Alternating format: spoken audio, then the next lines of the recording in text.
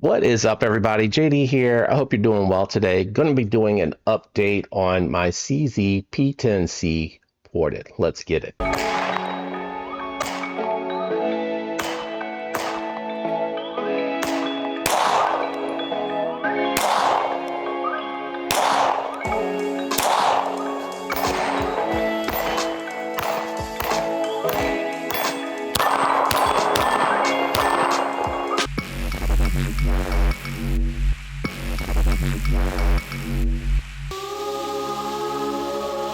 All right, guys, so I just wanted to talk a little bit about the CZ P-10C Ported, kind of my experience with it. Really enjoyed it in its base format.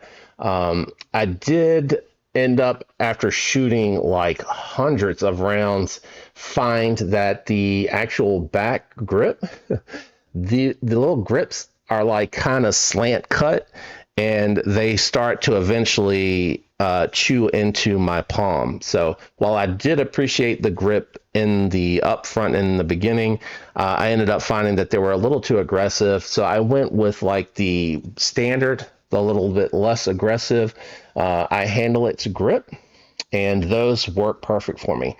So these are not aggressive in any way, shape, or form, and they end up relying on like a full grip. So even one-handed, these are really good. They keep everything in place. There's really no sliding or rotating mass, even after shooting several hundred rounds. Hands don't really get slippery or slick on them.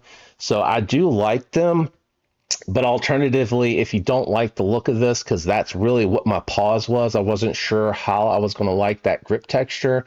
They're A, removable, and B, alternatively, you could just take a light grit sandpaper and just take a couple passes with a contour over the grips in the back and just knock it down a little bit. And then what you can do is just take like a little buffing wheel and run it over top and knock off any like discoloration. If it turns it white or anything like that, is a good way to kind of remedy that. Adversely, you can spend 80 to 100 bucks and send it somewhere else and just have them change the stippling texture out for you. They'll sand it down and they'll do the Tetra style or whatever style texturing that you like.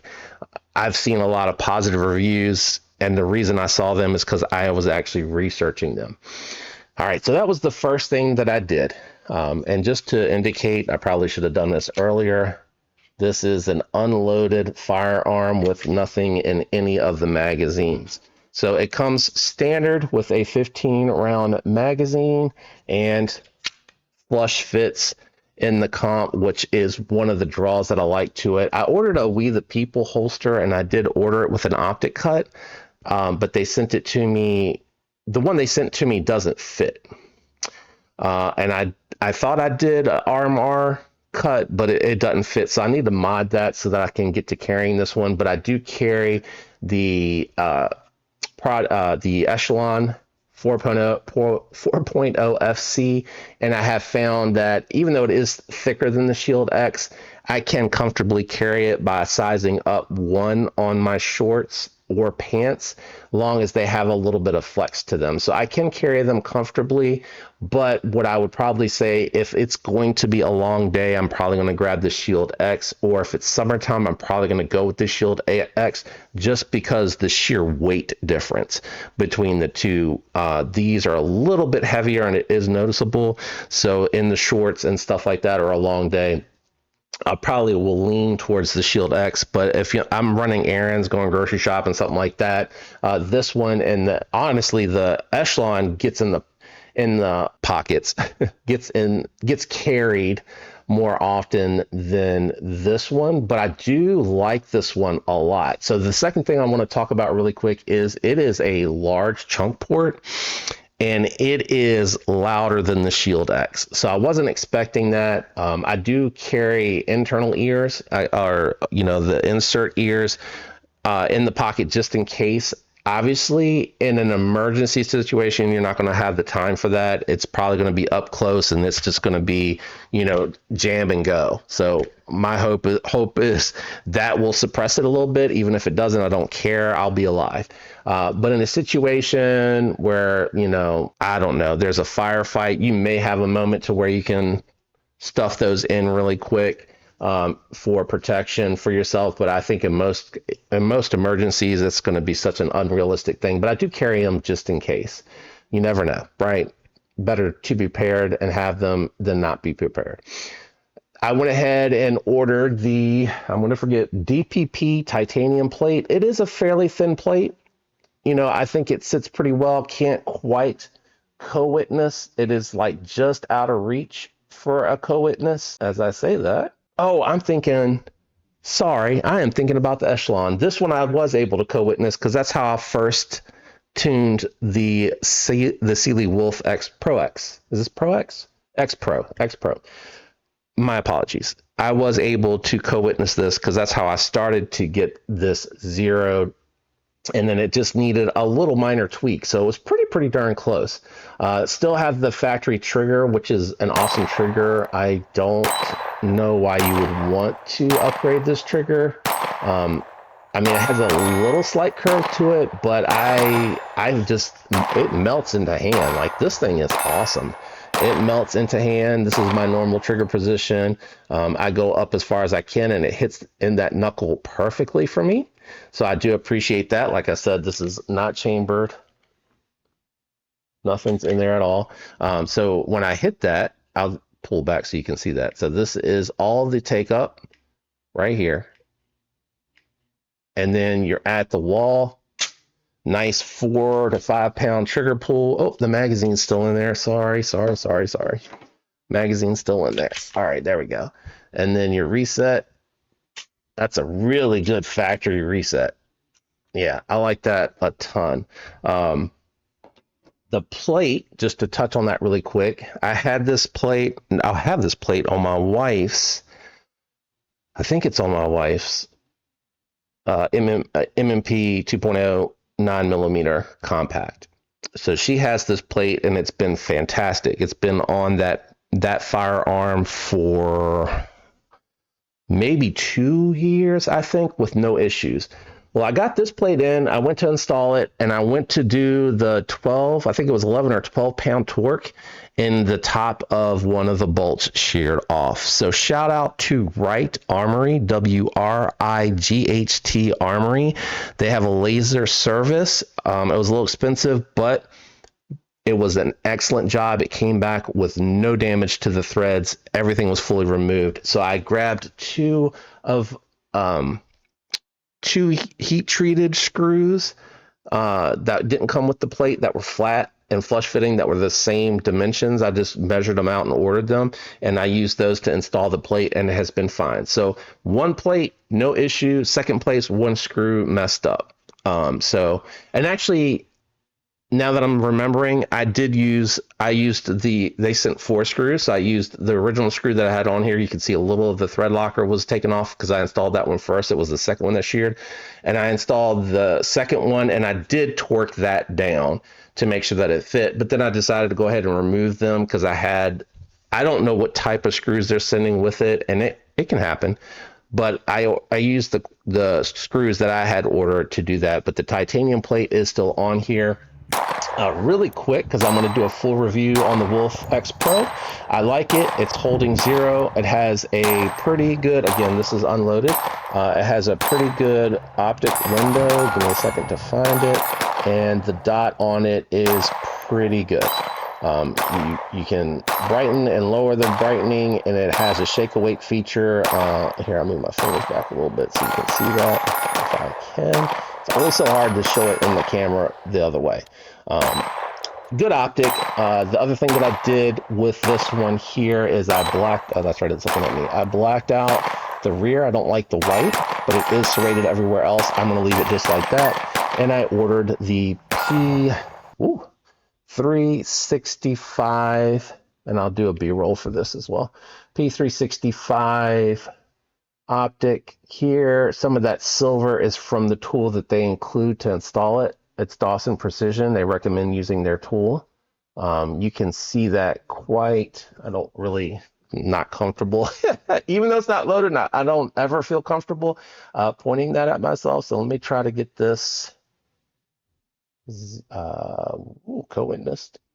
Oh, it's not going to show up as good, but that is really bright in daylight. Oh, so close, JD. Oh, so close.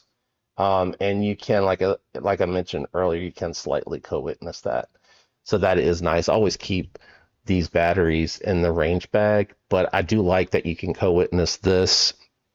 The Shield X really co-witnesses very well with those night sights. I think I'm gonna have to order some for the Echelon because I do like to have those as a backup because I don't necessarily always have a backup battery with me if I'm out and about. I do change my batteries annually, even though they're probably rated for 2 years, but I figure 1 year, if I'm replacing them every year, then I know that they're going to be really well. And I think I even forgot one of my firearms that I don't shoot regularly. I think I accidentally I was testing to see if I think it was my Hollow Sun with the solar panel. I think it's the 507, if I remember right. 507C? I don't know if that's right, but it has it's this same footprint, the Mini, but it has the solar panel on the top. And I wanted to see how long I could go because I'm always in daylight shooting. I think I went 3 years on a fresh battery. I meant to go 2 and replace it because it was like a range gun, like a fun gun. It wasn't one that I carried conceal. And I think I actually went 3 years with that battery. So I don't know if that's correct. I'll have to, if I want to test it, I'll have to do it because my wife owns that one now. I gave her the more expensive sight. I've been testing. The Cyelee is only like anywhere from 10 to 30 bucks less than the Hollow Sun. They're not tremendously cheaper. And what I will say is, while you can see the dial, which does help, I've noticed that from the Viridian that came on the Echelon doesn't have this. It uses the Allen key and it doesn't have any click feedback. This one doesn't have any click feedback, but the frame of reference of the dial knobs does help. But at this price point, they should have the click. The Hollow Sun has the click, and funny enough, the O-Sight, which is like $100 less than these, they might be like $75 less. Those have the indicators, and it has really good textile feedback. Like it clicks very, very well. P365, like I said, Wilson Combat Front Sight. I will let you guys know how it performs. I don't know if you'll be able to see here, so I'll try to get it into B-roll, but it is slightly recessed back. And I also think that the fact that it does slightly hang over, I know it looks worse here at this angle, but when you take into account the contouring of the exhaust, what ends up happening is it hits this part and deflects forward, and then the gas shoots up either side, so it almost doesn't hit the fiber optic. There was a little bit of dirt. You see it right there, a little bit of dirt on the top. I haven't had a chance to take a swab to clean that to see if it's burn versus soot.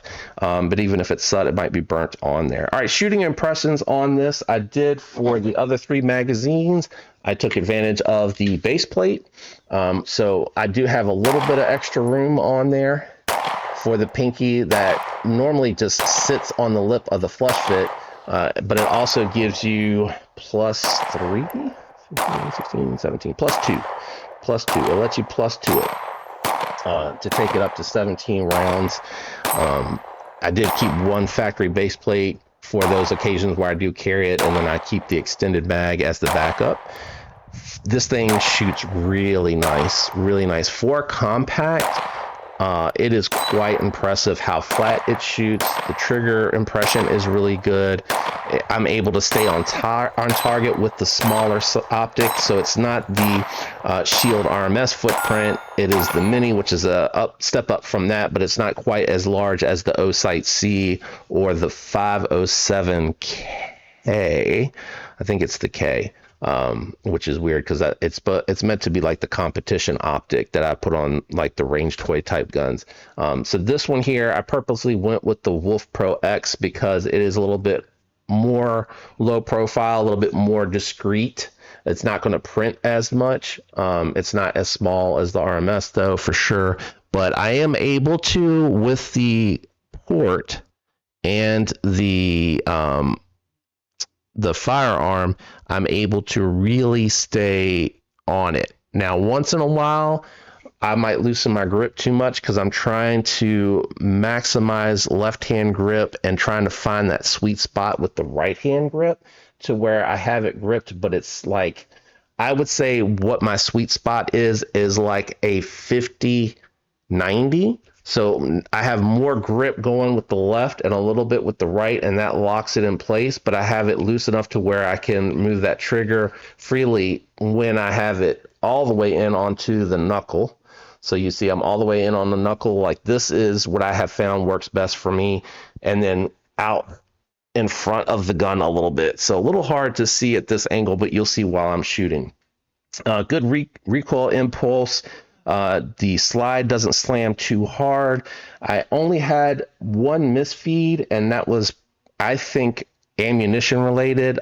It felt like it didn't feel like the grain weight that it was advertising. I do remember when I shot it, I was kind of like, it almost felt like it didn't have over 100 grain in it. And when that happened, it kind of got hung up between the next round and the ejection port, the ejector, extractor, Lord have mercy. No, the ejector.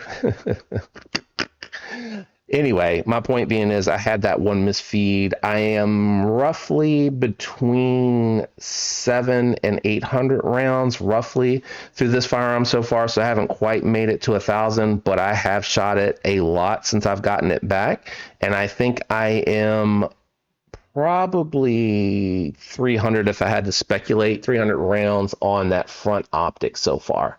So we'll keep an update on that to see how that performs. But all in all, I have zero regrets about going with the CZ Ported, CZ P-10C Ported over top of the Gen 6 Glock that I was looking at in comparison. You know, this just was more affordable. I think it's a very attractive design. It felt very well made. I loved the grip, the ergos, the large trigger guard on it, the mag release. Literally, it left me with wanting to do nothing but what you see here. And I didn't even want to do the HandleItz grip. I probably should have just sanded the grip down a little bit to make it more comfortable for me. But I decided to go with the HandleItz grips. I went with an Optic, and I went with blacking out the rears and going with the fiber optic front. And that literally is all I want to do to this. I have no desire to do anything with the trigger. I have no desire to do anything with the recoil spring. Everything on this is working really, really well. So now it's going to be a long-term update. Does it stay in this format? If it does, how's it performing, etc. But if you have any questions about this one, definitely let me know down in the comments below. I'm happy to answer them. And again, I will provide and continue to put updates. If you're enjoying the content, a great way to help support is to like, subscribe, comment, and share the video if you want to do so.